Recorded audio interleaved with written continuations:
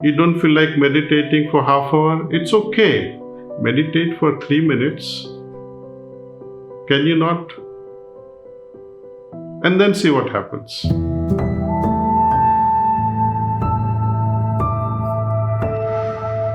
Problem is, a lot of us have heard the word meditation. Many gurus have also flourished teaching people how to meditate. But how many are actually able to meditate properly in a rightful way?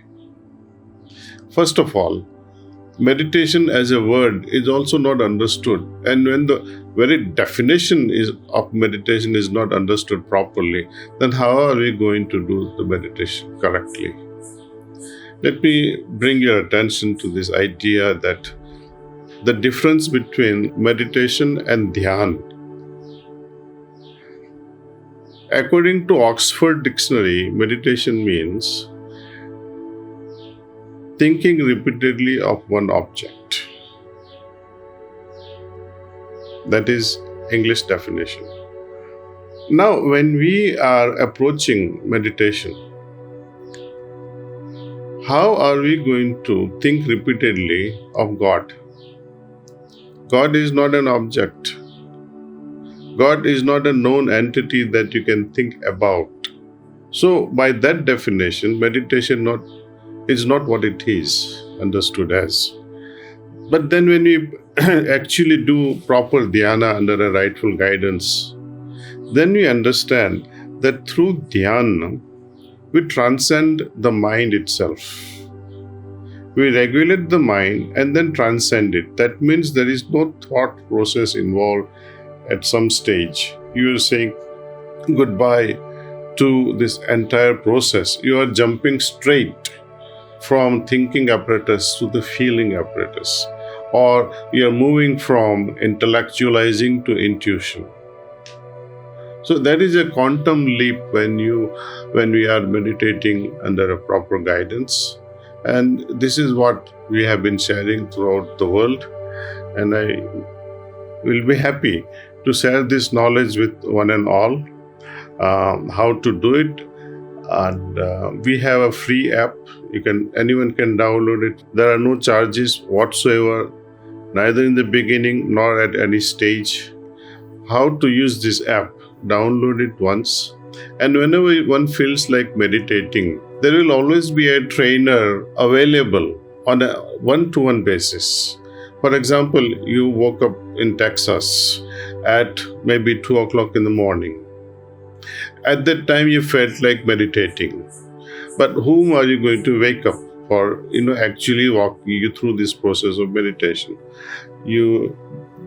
Once you have this app on your phone and you like to meditate, you just press that button that I would like to meditate. Someone from other country, a preceptor, all these things, can be done. You see, somebody from the other side of the world who is awake can work with us, meditate with us, transmit to us, and make us experience properly the heights or the depths of meditation. For example, another scenario is, let us say you are at home and you have 2 kids and your wife is also like to meditate. So you are now 4. So in that app, when you request meditation, just say, I would like to meditate, and I have 3 other members in my family who likes to meditate. This can be either family members or patients or strangers also. It doesn't really matter. You can share this app.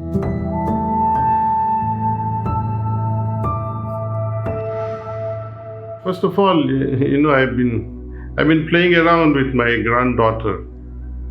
I have a lot of free time with her these days. And I tell you, whenever she picks up a crayon, she doesn't like to draw it on a paper. She straight goes to the wall. And you can see how many walls she has painted so far in my apartment. And as each time I tell her, please don't do that, she makes up a guilty face.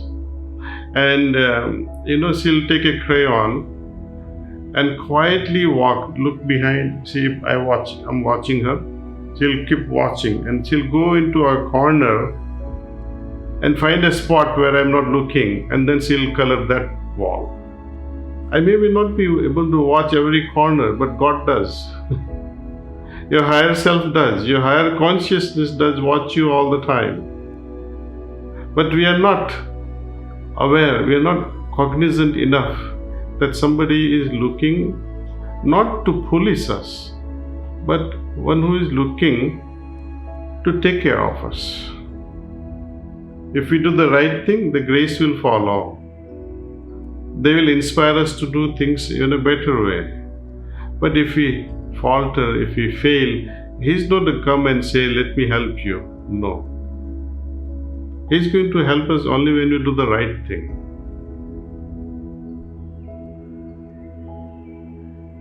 And it will only intensify. Once we start doing the right thing, take a first right step, it will happen. You don't feel like meditating for half hour? It's okay. Meditate for 3 minutes. Can you not? And then see what happens. Often I have observed within my life itself that I used to practice sometime at 8 o'clock, sometime at 5 o'clock, sometime at 3 o'clock, all varying. But the day I realized that if I fix my timing, however difficult it may be, however short that meditation may be, even if it is for 5 minutes, I should stick to that time. And the day I changed everything and made my timing fixed, 6:30 in the morning means 6:30 in the morning, that's all. Of course, there are days where because of your health or this or that, it may vary, but that would be very rare. But you fix your time 6:30 or whatever is convenient to you. And just do it for 3-4 minutes, 5 minutes, 10 minutes. Master that timing and then adjust your time. Time of extending practice further. See, one day I was in Montpellier in France. I went there to visit our medium. I was given a time to visit her, 10 o'clock. But somehow the message that I received was not correct. The messenger gave me the timing of 10:30. So, and why she called me at 10 o'clock? Because every morning, it doesn't matter what happens to her, at 10 o'clock she would sit in her chair, ready with her pencil and pen, or pen and paper. The day I had appointment with her at 10 o'clock, it was not to meet me, but so that we can sit together and receive Babuji Maharaj. When I could not do that at 10 and reach there at 10:30, she was so disappointed, not for herself, but she said, you missed Babuji. He was just here and waited for you for a few minutes. And that really breaks your heart. Take it for granted. Once we have our own routine, even they know when to visit us. But if we keep on changing timing and we remain unpredictable, this biological clock that was going to get established in ourselves will not happen.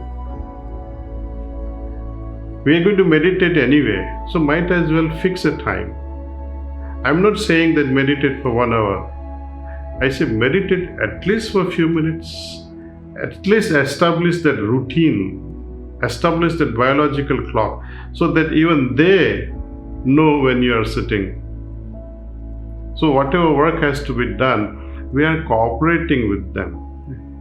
And this is a beautiful thing. If you can try to do it, I wish all Abhyasis should practice this. I wish that you establish this biological clock in your system, in your practice, and see how it changes.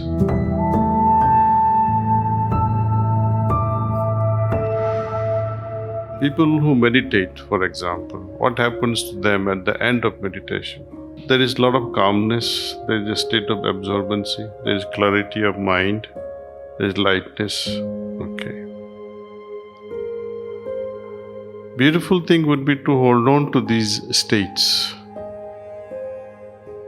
This I would call it the earning. In business world, what do we earn? At the end of it is a profit.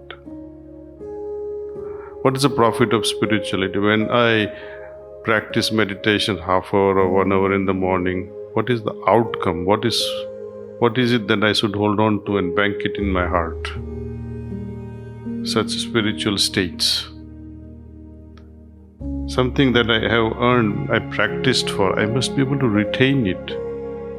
I must not lose it at any cost. So my lifestyle changes.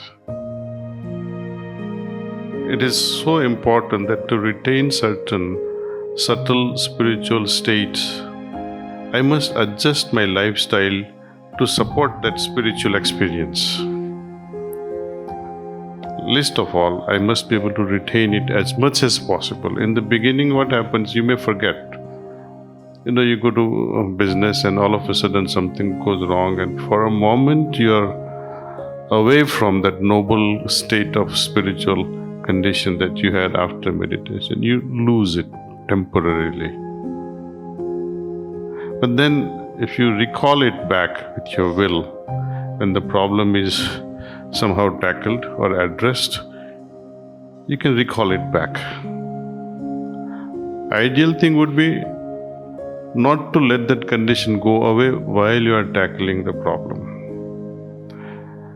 I have always practiced in such a way that my idea is not to retain or maintain the morning state of mind which was gifted to me after morning meditation. I'm not very happy if at the end of the day, it remains the same. At the end of the year, when your capital is the same, that means you have lost a lot. When you compare other parameters, then you have lost it. If you give your son 10 crore rupees and after 10 years he has only 10 crores, when you include what we call inflation, etc., he has already lost it. But Papa, you gave me 10 and I'm giving you 10 back. No, it's not good enough. You expect it to multiply. When God gives us gift, spiritual gift, when we meditate, I have to multiply it during daytime. The very effort that I am indulging in multiplying this inner state, that itself will give you so much of satisfaction. And when you remain meditative for most part of the day, the need to do the evening cleaning will absolutely drop off. Because with such a state of mind, which is, I would like to say, sthit pragya. In the sthit pragya state, what happens there? Lord Krishna compares this sthit pragya state with a lotus in a dirty pond. It remains unaffected. Our mind remains unaffected despite of all these actions and inactions around us, consciously or unconsciously. When we are in such a sthit pragya state, in a meditative state, nothing will affect you. Means no samskara, no karma that can tie you. So, simple effort, simple desire that yes, I like to maintain, at least if not, I should be able to increase this meditative state and the earnings of spiritual conditions that I have been bestowed with. See? My practice is generally like this, that I have to, when I close my eyes, meditate. Okay, fine. At the end of meditation, I would try to identify what is going on inside me. What is the outcome of this meditation? I hold on to that state as much as possible for at least 4 or 5 minutes so that it becomes part of me and absorb it. intensify it. Be united with it. It can never leave you then.